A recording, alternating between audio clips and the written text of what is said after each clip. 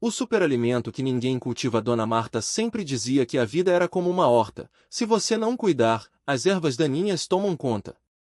E ela sabia do que estava falando. Morava num bairro simples da periferia, onde as casas eram grudadas umas nas outras e o quintal era do tamanho de um tapete. Mas, mesmo assim, ela tinha uma plantinha que ninguém mais na rua conhecia. Era uma folha verde escura, meio áspera, que crescia rápido e não precisava de muito sol. Dona Marta colhia um punhado toda semana, picava bem fininho e jogava na panela com feijão, arroz ou até no omelete. O gosto? Um pouco amargo, mas deixava tudo mais gostoso. E o melhor, ela nunca ficava doente. Nem gripe pegava. Isso aqui é ouro puro, minha filha, dizia ela para a vizinha, a Carla, enquanto mostrava as folhas. Minha avó já usava. Diziam que era remédio para tudo. Carla, que trabalhava o dia inteiro numa loja de roupas e só tinha tempo de comprar comida pronta no mercado, olhou com desconfiança. Mas se é tão bom assim, por que ninguém vende no supermercado? Dona Marta deu de ombros. Quem vai vender o que não dá lucro? Essa planta cresce sozinha, não precisa de adubo caro, nem de veneno. As grandes empresas não querem saber disso. Carla franziu a testa. E você não tem medo de envenenar alguém? Nunca vi isso em lugar nenhum. Medo? Dona Marta riu. Minha avó comia crua quando era criança. E olha só pra mim, tenho 72 anos e ainda lavo roupa no tanque sem cansar. Mas Carla não se convenceu. Afinal, se fosse mesmo tão bom, todo mundo já estaria plantando, certo? O tempo passou, e Dona Marta continuou firme com sua plantinha. Até que um dia, o neto dela, o Tiago, chegou em casa com uma notícia. Vó, a professora falou que tem um concurso na escola. Quem apresentar um projeto sobre alimentação saudável ganha uma bolsa de estudos. Dona Marta levantou os olhos do feijão que estava cozinhando. E o que você vai fazer? Tiago coçou a cabeça. Não sei. Todo mundo vai falar de couve, espinafre, essas coisas que a gente já conhece. Mas eu queria fazer algo diferente. Foi então que Dona Marta sorriu. E se você falasse da minha plantinha? Tiago arregalou os olhos. Aquela folha esquisita do seu quintal? É. Ela é mais nutritiva do que qualquer verdura que você encontra na feira. Tem ferro, vitamina, até proteína. Tiago ficou em dúvida. Mas se é tão bom assim, por que ninguém mais usa? Porque as pessoas esqueceram, Dona Marta respondeu. Antigamente, todo mundo plantava. Hoje, só querem saber de comprar no mercado. Tiago pensou um pouco. Depois, pegou uma folha da planta e cheirou. Tá bom, vó. Vou pesquisar. Mas se eu for zoado na escola, a culpa é sua. No dia da apresentação, Tiago chegou nervoso. A sala estava cheia de pais e alunos, e os outros projetos eram todos sobre coisas conhecidas, os benefícios da banana, como fazer suco verde, a importância do brócolis. Quando chegou a vez dele, Tiago respirou fundo e começou, meu projeto é sobre um superalimento que ninguém cultiva. Ele cresce em qualquer lugar, não precisa de muito cuidado e é mais nutritivo do que a maioria das verduras que a gente come. Os colegas começaram a rir. Que planta é essa? Perguntou um menino. Maconha? A professora franziu a testa. Tiago, se for brincadeira, é melhor parar por aqui. Mas Tiago não se intimidou. Pegou um saquinho com folhas secas e mostrou. Essa planta se chama Ora Pronobis. Minha avó usa há anos. Ela tem mais ferro que o espinafre, mais proteína que a soja e ajuda a combater a anemia. A sala ficou em silêncio. A professora pegou uma folha e examinou. Nunca ouvi falar. Nem eu, disse uma mãe na plateia. Mas se é tão bom assim, por que não vendem em lugar nenhum? Tiago explicou, porque não dá dinheiro. Ela cresce fácil, não precisa de agrotóxico, e qualquer um pode plantar. As empresas não têm interesse nisso. A professora balançou a cabeça, impressionada. E onde a gente encontra essa planta? No quintal da minha avó, Tiago respondeu, sorrindo. E agora, no meu também. No final, Tiago não ganhou o primeiro lugar. Mas a professora deu uma menção honrosa e disse que ia pesquisar mais sobre a planta. E o melhor, alguns colegas pediram mudas para levar para casa. Dias depois, Dona Marta estava no quintal regando suas plantinhas quando Carla apareceu com uma sacola. Marta, você ainda tem daquela sua folha milagrosa? Dona Marta sorriu. Tenho. Por quê? Minha filha tá com anemia. O médico mandou comer mais ferro, mas ela odeia espinafre. Pensei em tentar sua planta. Dona Marta encheu a sacola de folhas. Pode levar. E ensina ela a plantar também. Assim, nunca mais falta. Carla agradeceu e foi embora. Mas, antes de sair, virou-se e disse, sabe, Marta, às vezes a gente acha que o que é bom tem que ser caro ou difícil. Mas a solução pode estar bem na nossa frente. Dona Marta riu. É, Carla. A vida é mesmo como uma horta. A gente só precisa saber olhar. E assim, aos poucos, a plantinha que ninguém conhecia começou a aparecer em outros quintais. Não era milagre. Era só uma folha esquecida, esperando alguém se lembrar dela. Carla chegou em casa e encontrou a filha, Lúcia, deitada no sofá com um livro. Mãe, o que é isso? Perguntou Lúcia, apontando para a sacola. Uma surpresa. Vamos fazer um suco? Lúcia fez careta. Suco verde? Eu não gosto. Confia em mim. Esse é diferente. Na cozinha, Carla lavou as folhas e colocou no liquidificador com água, limão e um pouco de mel. Bateu tudo e serviu num copo. Prova só um golinho. Lúcia hesitou, mas tomou. Os olhos dela brilharam. Nossa, mãe! Isso é bom mesmo! Carla riu. E ainda faz bem. Tem ferro, vitaminas, tudo o que você precisa. No dia seguinte, Lúcia levou um saquinho de folhas para a escola. Gente, experimenta isso! Disse ela, mostrando para as amigas. As meninas provaram e adoraram. Onde você comprou? Perguntou uma delas. Minha mãe pegou com a Dona Marta. Ela planta no quintal.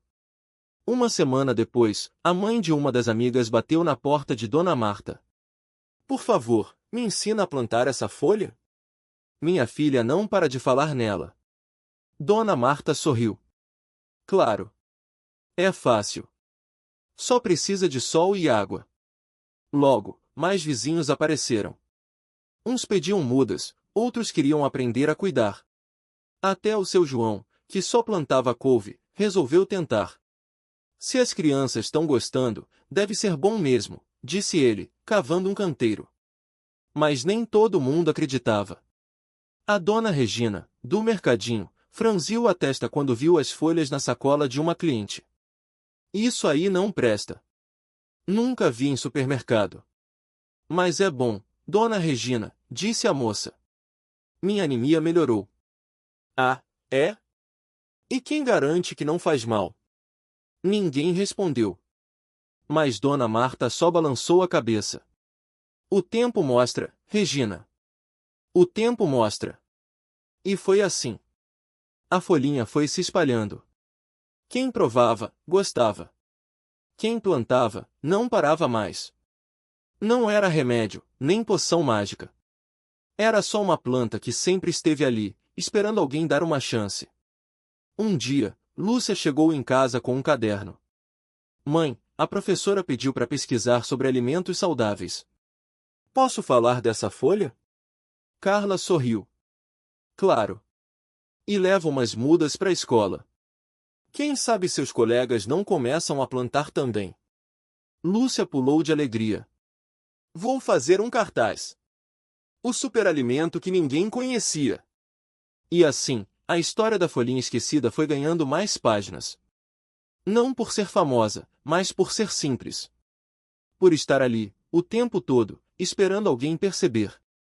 A professora de Lúcia gostou da ideia. No dia seguinte, a sala toda cheirava a terra molhada. Cada aluno levou um copinho com uma mudinha da folha. Gente, isso aqui é o agrião da mata, explicou Lúcia, apontando pro cartaz. Cresce fácil, não precisa de muito sol e faz bem para a saúde. Os colegas ficaram curiosos. Pedro, o mais bagunceiro da turma, franziu o nariz. E tem gosto de quê?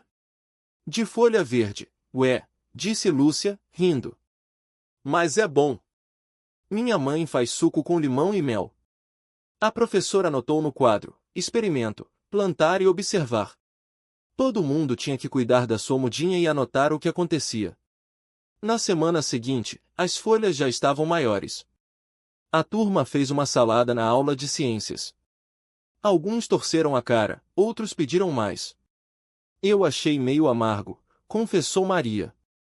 É, mas depois que acostuma, até que é gostoso, disse João, mastigando. O tempo passou. As mudas viraram plantas fortes. Alguns alunos levaram para casa. Outros esqueceram no fundo da mochila. Mas uma coisa ninguém esqueceu: aquela folhinha que ninguém conhecia agora tinha nome, história e até fãs. Um dia, o pai de Pedro chegou em casa com uma sacola. Olha só o que achei no mercado, filho. Pedro arregalou os olhos. Pai, é a nossa folha. Pois é. O dono da barraca disse que tá vendendo bem. As pessoas estão pedindo para levar para casa. Pedro correu para contar para Lúcia. Ela sorriu, mas não parecia surpresa. Eu sabia. Coisas boas sempre acham um jeito de aparecer. E assim, o agrião da mata foi saindo das matas, dos quintais e das salas de aula. Não virou moda, não encheu prateleiras de supermercado. Mas quem provou, levou para a vida. Porque às vezes o que a gente precisa não é de algo novo, mas de algo que sempre esteve ali, só esperando para ser visto. Pedro e Lúcia resolveram plantar o agrião da mata no quintal de casa. Não era um canteiro bonito, cheio de terra adubada. Era só um pedaço de chão úmido, perto do tanque, onde a água da lavagem das roupas escorria um pouco. Acho que aqui dá, disse Pedro, cavando com as mãos. Lúcia riu. Se cresceu no meio do mato, cresce aqui também. E cresceu. Em poucas semanas, as folhinhas verdes já cobriam o chão. O cheiro era fresco, meio picante, como se a terra estivesse respirando. A mãe de Pedro começou a usar nos caldos. O pai colocava no feijão. Até o vizinho, seu João, apareceu com uma tigela na mão. Ouvi dizer que isso aqui é bom para pressão. Posso levar um punhado? Claro. Pedro arrancou um monte e entregou. Só não arranca tudo, viu? Seu João riu. Pode deixar. Eu só quero um pouco para experimentar. E assim foi. O agrião da mata começou a circular pelo bairro. Dona Maria, que fazia pães caseiros, pediu umas folhas para colocar na massa. O filho dela, o Tiago, não gostou no começo. Que gosto esquisito, mãe. Experimenta de novo. Depois você me diz. No dia seguinte, Tiago apareceu na casa de Pedro. Me dá mais daquela folha? Achei bom, sim. Pedro sorriu. Tá vendo? Nem todo mundo gosta na primeira vez. Lúcia, que estava sentada na calçada descascando mandioca, olhou para ele. É como a gente. Às vezes a gente não sabe que precisa de algo até provar. Um mês depois, o agrião já estava em várias casas. Não tinha propaganda, não tinha embalagem bonita. As pessoas só passavam a receita adiante. Faz um chá com isso, é bom para tosse. Coloca no arroz, fica mais gostoso. Dá pro cachorro comer, ele para de coçar. Numa tarde de sábado, a professora de ciências da escola apareceu na porta de Pedro. Oi, gente. Trouxe uma coisa para vocês. Ela abriu a bolsa e tirou um livro velho. Encontrei isso na biblioteca da cidade. Tem um capítulo inteiro sobre o agrião da mata. Pedro e Lúcia se debruçaram sobre as páginas. Era um livro de plantas medicinais, escrito há mais de 50 anos.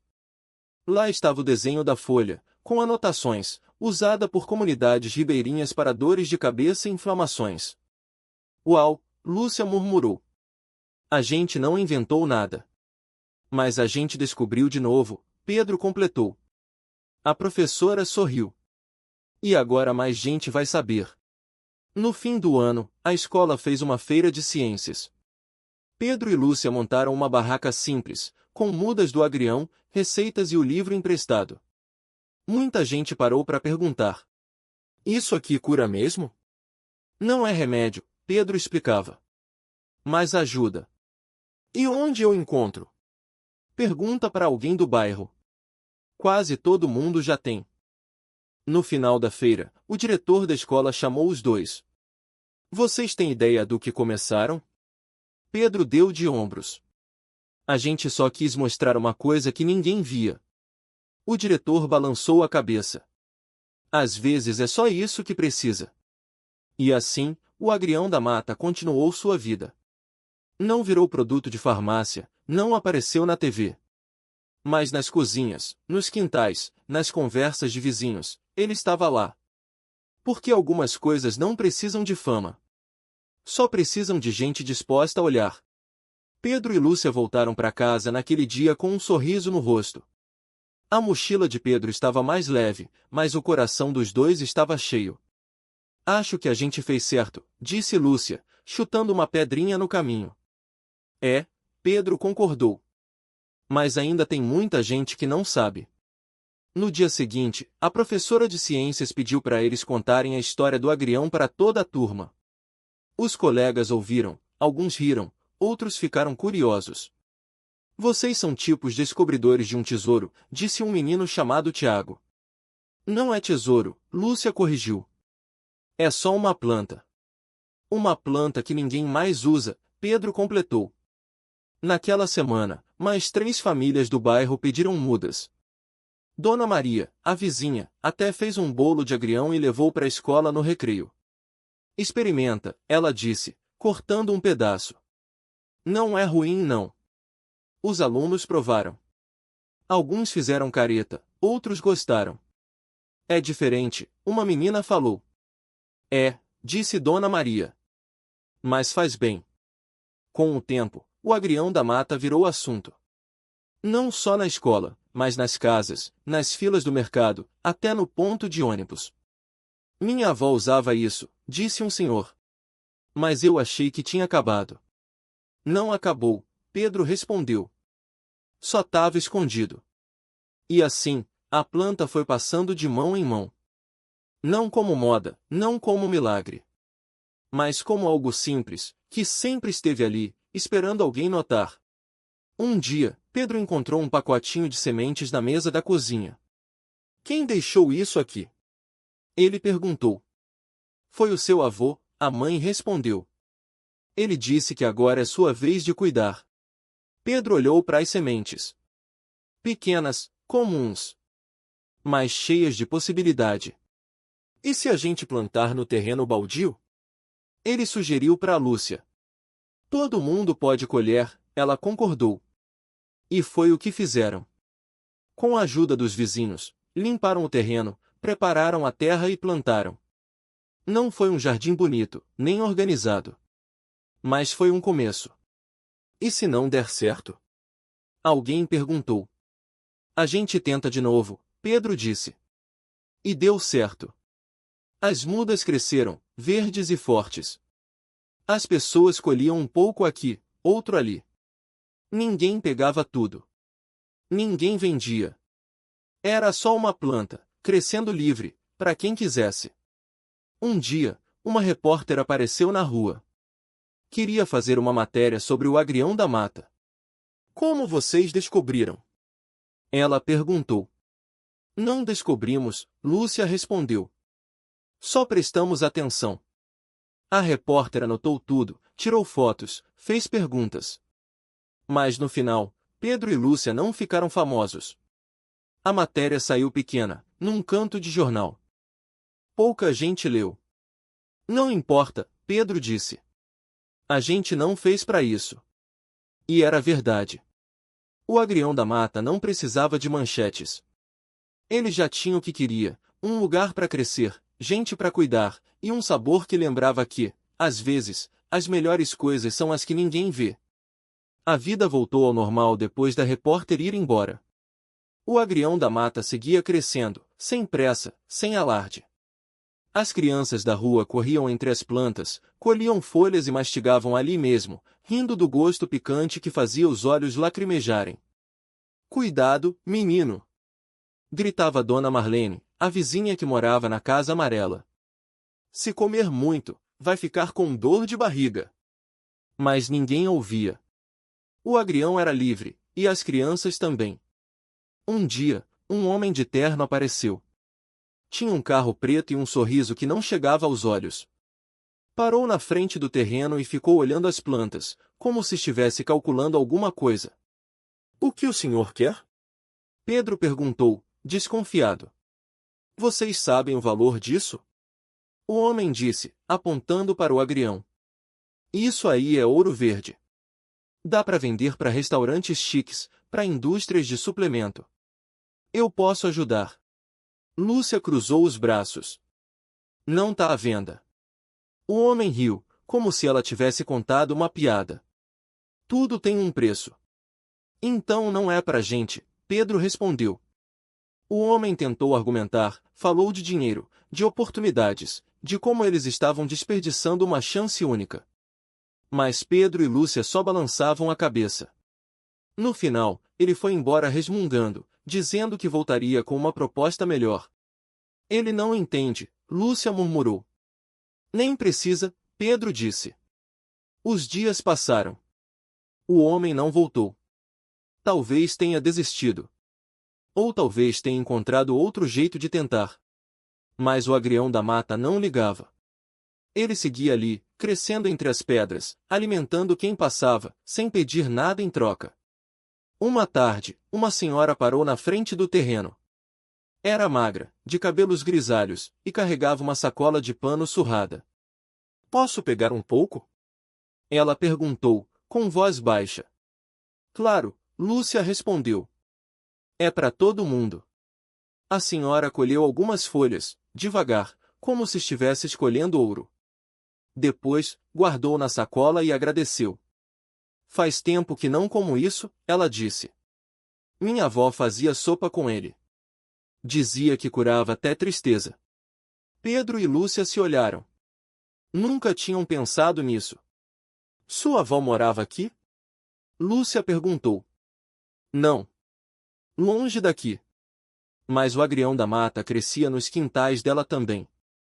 A senhora foi embora, e os dois ficaram em silêncio por um tempo, pensando em todas as histórias que aquela planta carregava. Em quantas pessoas, em quantos lugares, já tinham conhecido seu sabor. "A gente não descobriu nada," Pedro disse, depois de um tempo. "Não," Lúcia concordou. "Só achamos de novo." E era verdade. O agrião da mata sempre esteve ali, esperando. Esperando que alguém parasse, olhasse, lembrasse. Não era um superalimento. Era só um pedaço de terra que decidiu dar frutos. E, de repente, o mundo inteiro parecia um pouco mais leve por causa disso.